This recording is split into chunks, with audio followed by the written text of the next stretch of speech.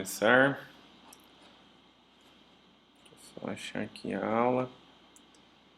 Não é essa. A aula é essa.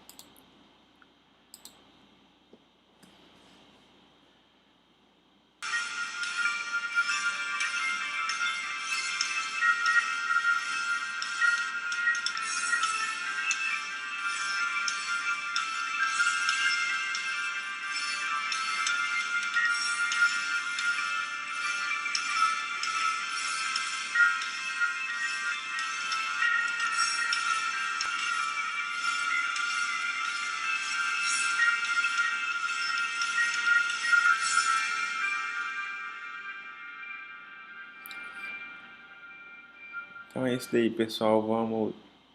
Vamos dar início à aula inicial sobre a história da anatomia humana.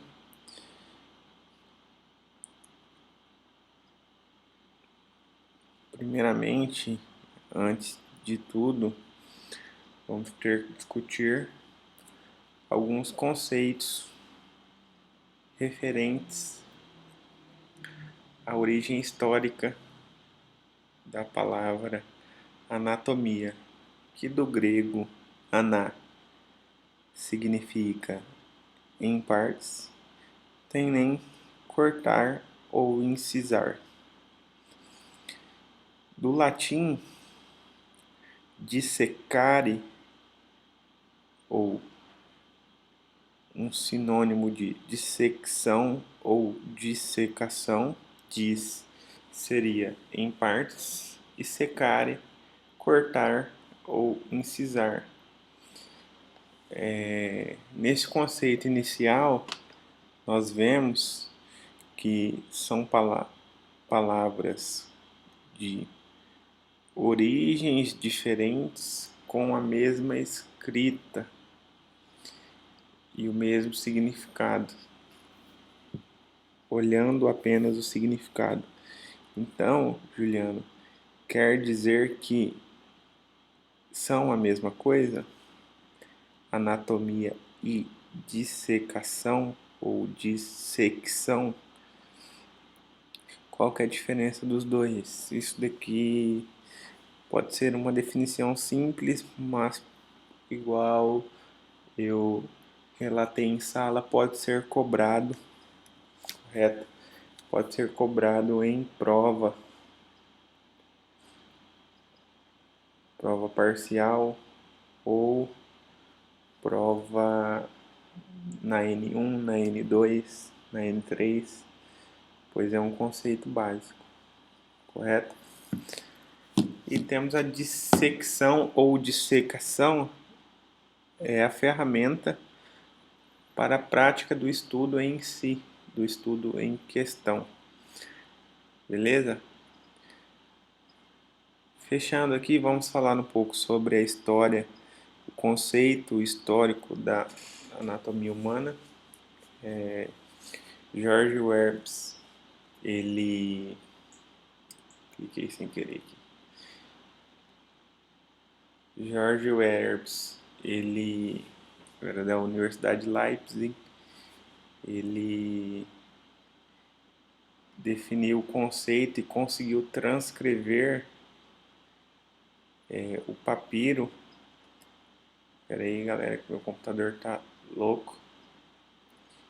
Ele conseguiu transcrever o papiro de Werbs, de 1550 a.C. A anatomia humana, ela vem também do Antigo Egito, onde historicamente vários historiadores conseguiram ilustrações da época de momentos como um parto, por exemplo, pessoas indo no oftalmologista, pacientes se submetendo à circuncisão, como vocês podem perceber nessas fotos. O que acontece? Apesar de apresentar imagens ricas em cores, em detalhes, como por exemplo aqui conseguimos ver uma mesa cirúrgica, essas imagens, apesar de serem bonitas, não apresentavam uma riqueza tão grande em detalhes, né? E aí o que acontece? Isso daí era um pouco prejudicial, correto? Na Grécia Antiga, Aristóteles foi o primeiro a utilizar o termo anatomy. Um marco importante na história, nos primórdios da anatomia, foi a Escola de Medicina de Alexandria, que foi uma escola formada por Erasistrato, dedicada ao estudo unicamente da anatomia, no século III a.C.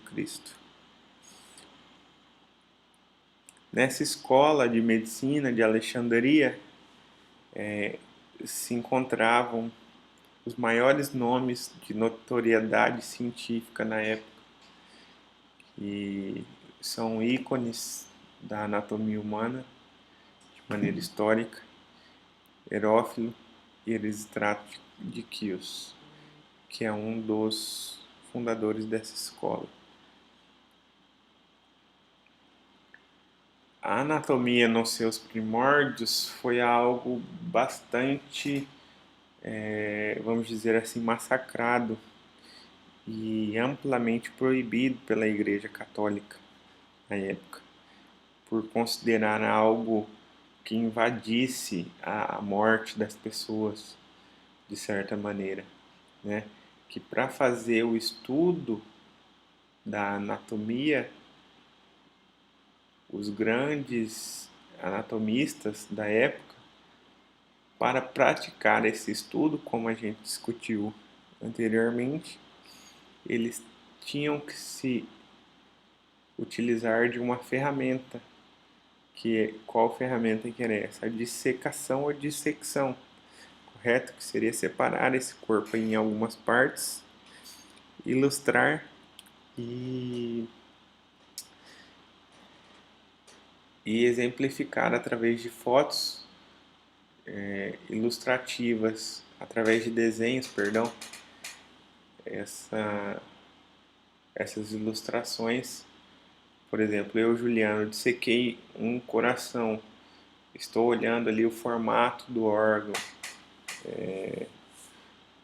e eu tenho que expressar de maneira fiel na minha ilustração. Só que a igreja condenava muito essa prática. E nesse meio tempo, o conhecimento anatômico, com essa proibição da igreja, veio baseado no conhecimento anatômico através de dissecação de pequenos animais, ou até mesmo grandes animais. Porém, os anatomistas da época tinham alguma base em animais mesmo, devido a essa dificuldade que eles tinham na época. Dificuldade por ser algo extremamente proibido, por não existir luz, que era um trabalho que deveria ser feito à luz do dia, ou seja, seria basicamente você praticar um crime à luz do dia, né? E aí o que acontece?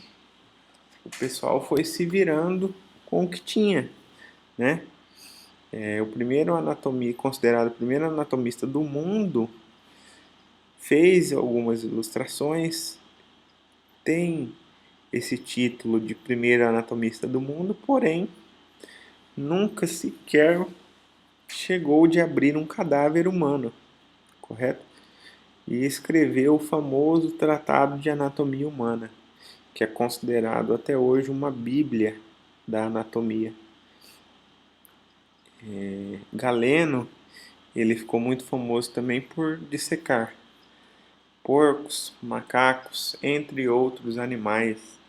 Aqui vocês conseguem ver uma ilustração de Galeno com a pele de um primata, após fazer o estudo deste animal, correto? E aí o que aconteceu? Com a proibição da igreja, existia um comércio obscuro, de saques, de roubo mesmo, a, a corpos em cemitérios. E esses saqueadores aí levavam esses corpos para estudiosos fazer a prática desse estudo. Era muito difícil realizar esses procedimentos de dissecação nesses corpos durante a luz do dia, ou seja, era algo bastante complexo. Por qual motivo? Esses intermediadores aí roubavam esses corpos e levavam para estudiosos, que muitas das vezes vale lembrar que nessa época aí não tinha eletricidade, né? E um grande ícone da arte da época é um artista muito importante para a anatomia humana, que muitos de vocês até questionei isso em aula e ninguém soube me falar. Mas Leonardo da Vinci tem mais de 1.200 desenhos anatômicos produzidos por ele e a grande maioria deles está no livro Os Cadernos Anatômicos de Leonardo da Vinci. E olha,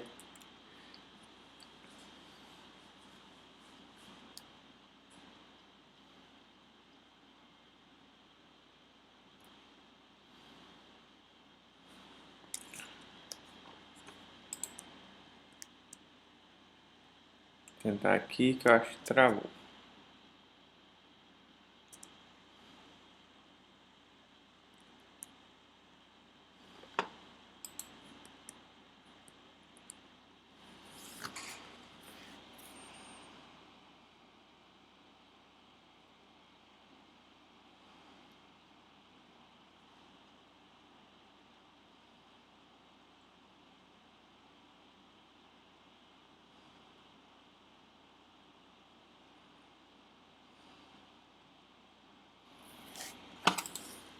Vamos ver.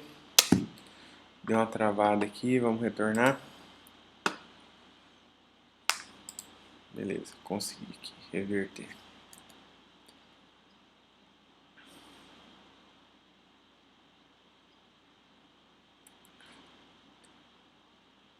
Leonardo da Piero da Vinci era observador, cientista e inventor, capaz de representar a arte em anatomia ou a anatomia como arte.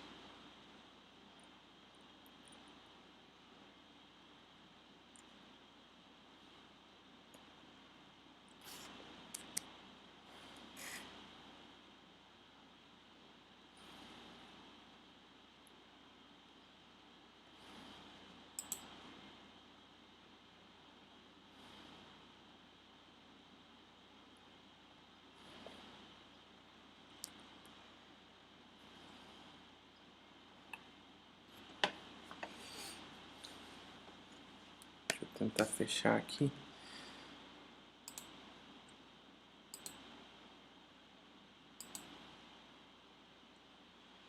Para ver se dá uma melhorada.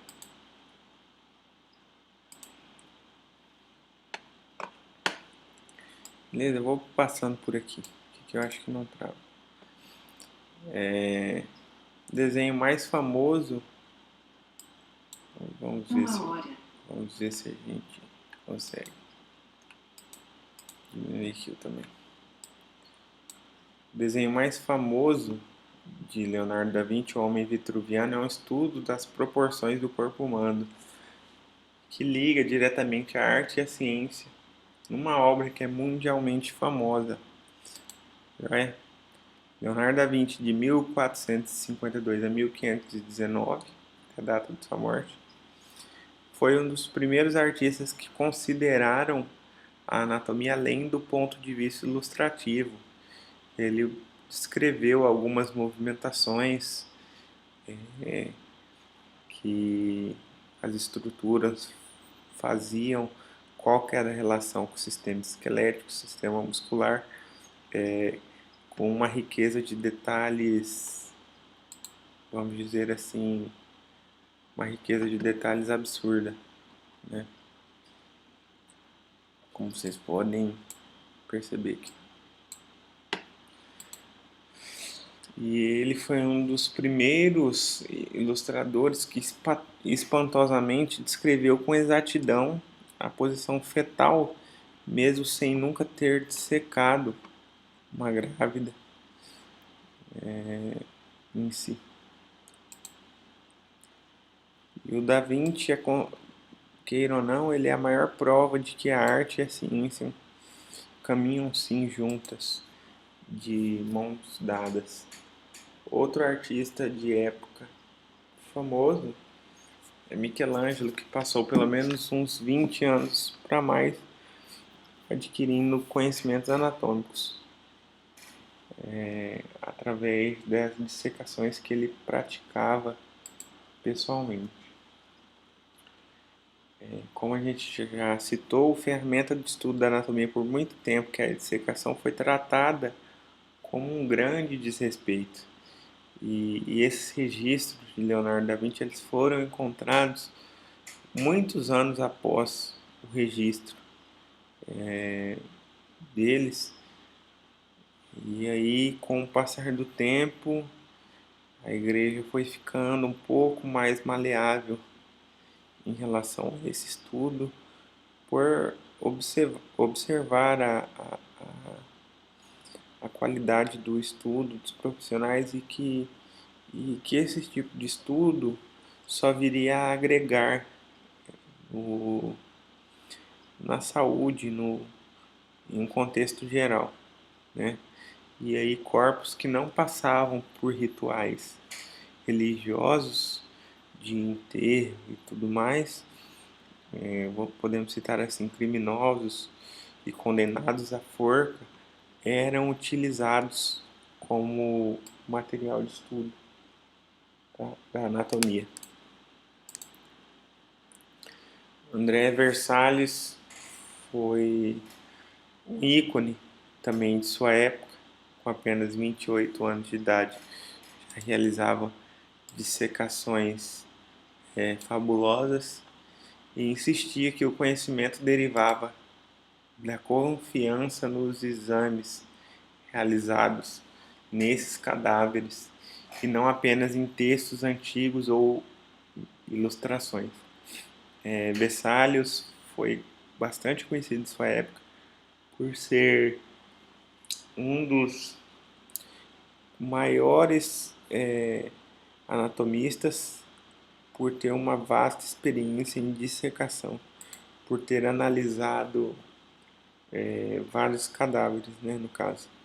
E ele submeteu os antigos tratados anatômicos a um rigoroso teste de comparação, ou seja, ele pegou todos os tratados que já tinham sido escritos até ali e fez um teste rigoroso de comparação para avaliação desses tratados. E com o tempo, a produção de imagens que se baseiam nas dissecações ou dissecções tornou-se um componente central da anatomia científica, sendo bastante importante na, na anatomia humana. A anatomia ela foi brutalmente reformada por Vesalius em o seu livro De Humana Corporis Fabrica, que foi um livro que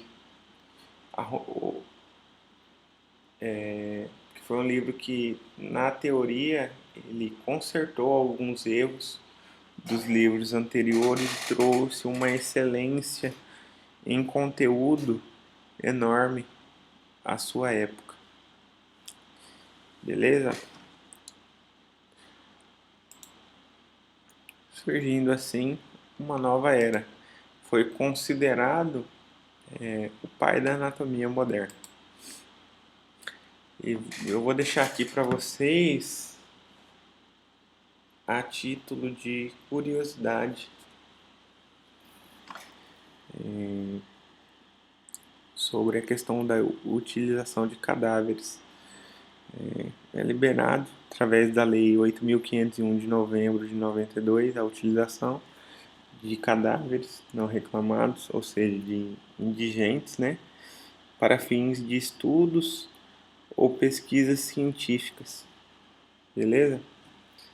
No caso aqui é uma aulinha mais rápida, essa parte de história da anatomia humana.